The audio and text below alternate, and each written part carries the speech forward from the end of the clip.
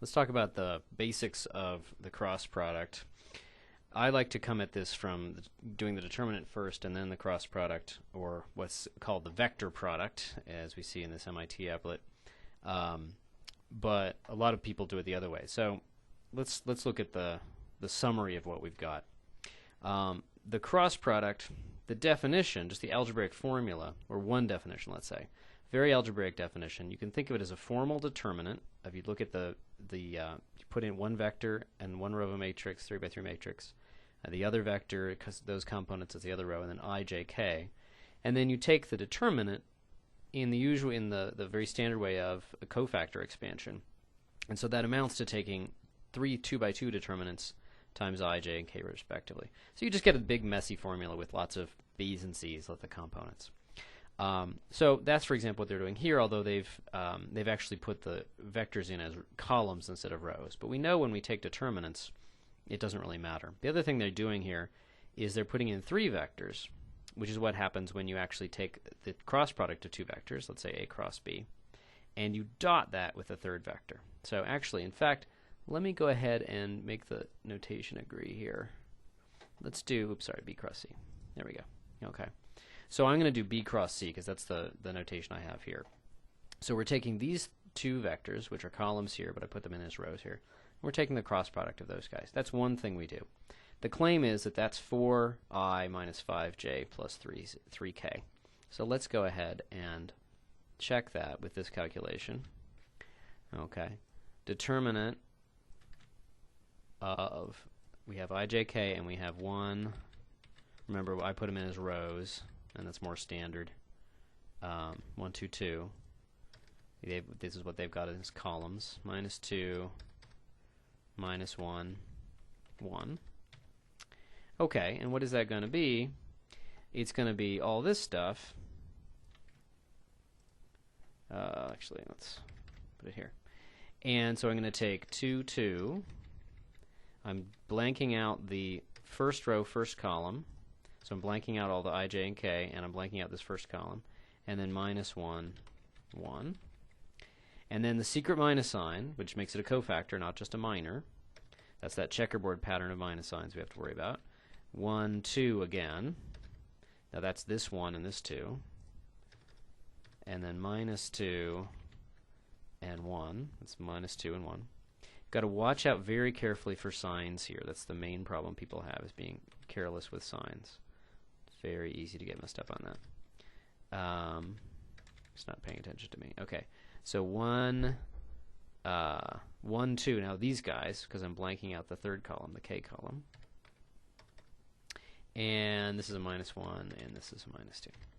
So that's what happens if I blank out that row and that column, and I get this 2 by 2 determinant. Okay. And now what's that going to be? Now we can actually calculate that. Let me just copy it to get the vectors here, and I'm just going to replace each of the determinants with a number. So that's going to be 2 minus a minus 2, so it's going to be 4. And then this determinant is going to be 1 plus 2 is 5, but then there's the secret minus sign in front, so it's getting a minus 5j as the applet's getting. And then minus 1 plus 2, because it's minus a minus 2. Plus 4, and that's going to be 3. And that's exactly what they've got. They've got 4 in the x direction, minus 5 in the y, 3 in the z. So it's, in other words, 4i minus 5j plus 3k. So that's an example of an algebraic determinant calculation. What about the geometry? Let's look at the geometry here. What's going on with this? I'm taking B and C, that's yellow and green here, and what we notice is that the red vector, the B cross C vector, is perpendicular to B and C. If I look at the plane of B and C, it goes perpendicular to that. And that's one of the fundamental things about the cross product. That's one of the parts of geometric characterization. You can really think of it as an alternative definition of the cross product. These 3 geometric facts that we have here. B cross C is perpendicular to both B and C, so it's perpendicular to the plane that they span. And it obeys the right-hand rule. That's another direction information. So B and C here, if B is your right hand, and then you curl your fingers in the direction of C. Now that's a little odd, but that's one of the things about the right-hand rule. if the vectors are tail to tail, as they often are, it's a little hard to picture that. But remember, if your hand, I actually have a little finger here. That's even a right hand. How nice. If I put my hand in the direction of B, what I really am doing is I'm thinking of C sitting at the tip there, as if I were going to add the vectors together. And I'm curling the vectors in the direction of C. Sometimes if you don't remember that, it's easy to try to get it backwards or just get confused. But I really want to think of this green vector as sitting right up here, probably. So hand, fingers, and then the thumb is going to end up pointing towards us. For example, if we look at it like this, hand, fingers, and thumb points toward us for the right hand. And so that's the right hand rule. These two facts give the direction, and then we discovered that the magnitude of B cross C is a very useful calculation. It's the area of this parallelogram spanned by B and C. And let me make a comment about how useful that is. If you have a parallelogram in the xy plane, it's not that hard to use basic geometry to get the area of the parallelogram, but it's trivial.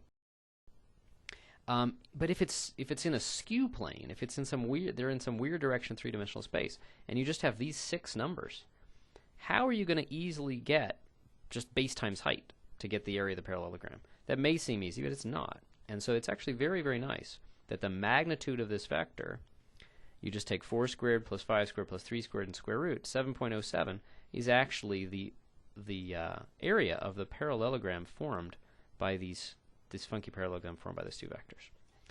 Okay, so then again, where I start is this thing, but this is a derived fact in most presentations. The oriented volume of the box, now we're going to put in another vector, A.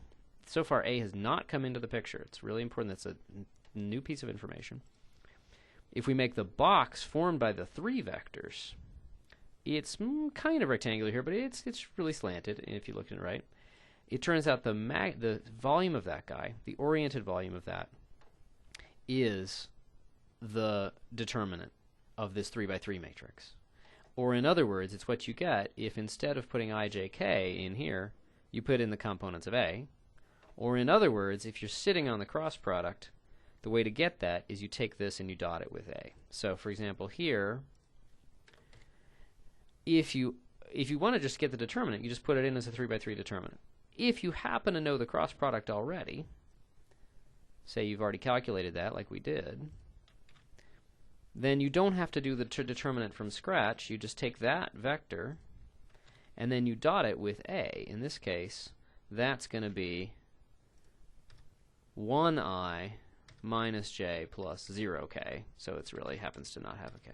Okay, and if you take the dot product of those guys, then the claim is that's going to be the volume. Well, here that's not too hard.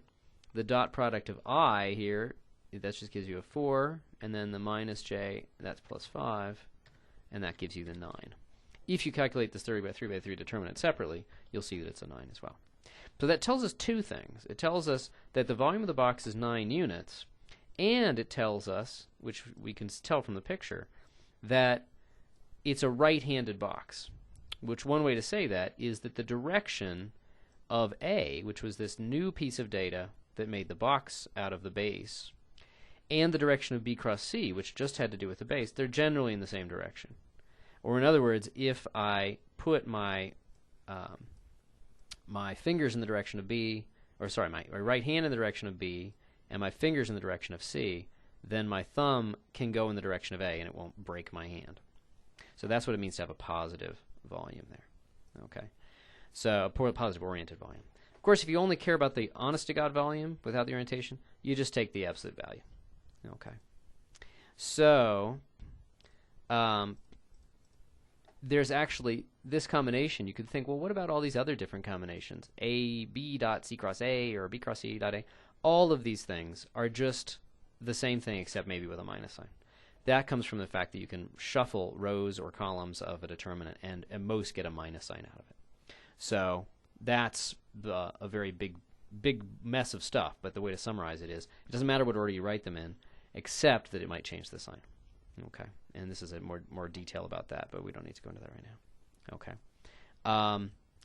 Very important special cases, just to finish off. These are some nice algebraic laws. It's a distributive law. Constants, scalars come out. And here's, this is a really big one. It's anti-commutative. Let me write that down. It's anti-commutative, or what's sometimes called skew commutative. It's not that A cross B and B cross A are totally unrelated. For matrices, they can often be just really very different from each other. Here, they're intimately related to each other, but they're not equal. And again, that's coming out of the right-hand rule, or equivalently, it's coming out of the fact that for determinants, we know that switching the order of things introduces a sign. And here's some really good special cases that are just really coming out of the geometric characterization. I cross J has got to be something that's perpendicular to K. Similarly, J cross K has got to be perpendicular to I and J, so it's got to be something like K in the direction of K. Similarly, J cross K has got to be something in the x-axis direction because it's perpendicular to both the y and the z-axis. So what is it exactly? Well, I and J, those make, let's do that. Let's put them in as B and C again. Let's make this I by changing these guys. And let's make this J. Let's draw the picture here. It's a little slow because I'm using the bandwidth, the resources to do the recording. Okay. Calculate. Okay, and I'm going to, we're going to ignore A for a second. Let's see. Actually, let's make A go away for a second here. I don't want that to be distracting. Okay, and I'm going to not show the box here right now. Okay, so B, here B and C, what I'm taking the dot product of, are I and J.